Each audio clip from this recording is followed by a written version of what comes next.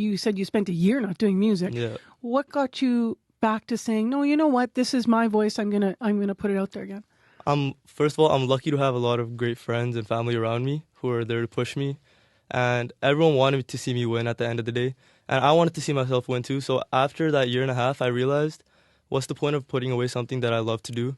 So I slowly got back into it. I started making music just for myself. I wouldn't post anything for a while. And then all of a sudden, I just started dropping music.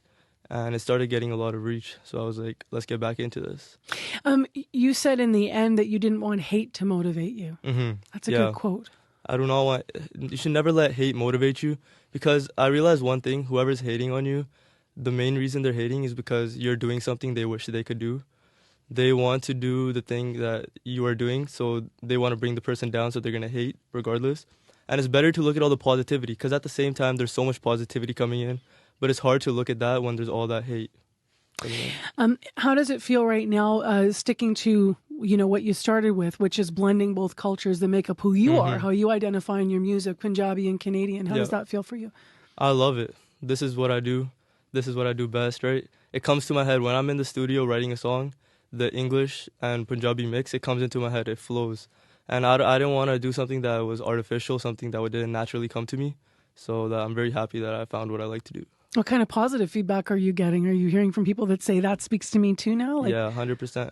People, because there's a lot of people like me who were born over here and their parents immigrated from India. So a lot of people feel my story as well, right?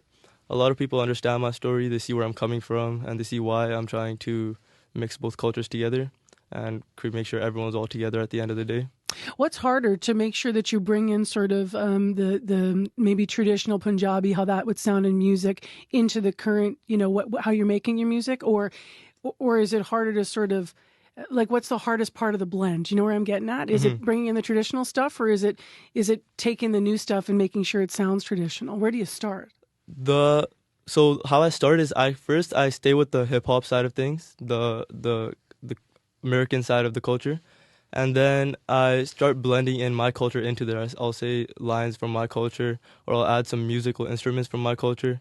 Or in the video, I'll do something that has to do with my culture. Got it. And then it comes all together as one good piece. Yeah. What kind of things do you do in the video that might be traditional? In the video, I might wear a turban in one video. Got it. I might be with people around me that are from the same culture, showing what we do in our culture, farming, all that. You talked about generational differences, right?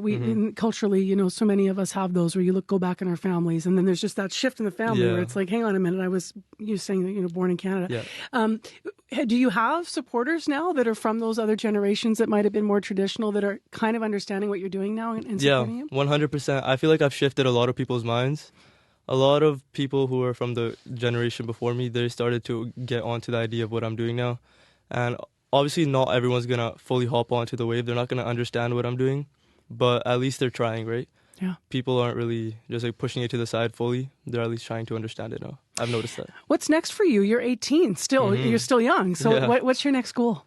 Then I have honestly so many goals. I think a lot into the future, 5-10 years into the future. But the main goal right now is to just keep on working, see where things go from there. And I don't really like putting a label on, I want this to happen at this time, I want this to happen at this time. I just go with the mindset, let it happen when it happens. And I'm just going to keep working towards what I want to happen. Live in your moments. That's all we can all do, right? Where can people find your music, MB? They can find it on Apple Music, Spotify, YouTube. And on YouTube, my name is just m.b. And you guys can find my music there. Awesome. Well, Abby will sneak the track back up underneath us here as I let people know more about the video as well. Thanks for coming in. Nice to see you. Thank you. Nice to meet you.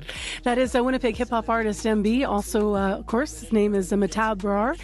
His story is the focus of a Sisler Crate project. That project was produced by Fateh Brar, Kareel Jazz Cruz, and Teki Gabra Hawaryat. For more on the story, you can go to cbc.ca/Manitoba, see pictures, watch video, or you can tune in to CBC Television News at 6 tonight.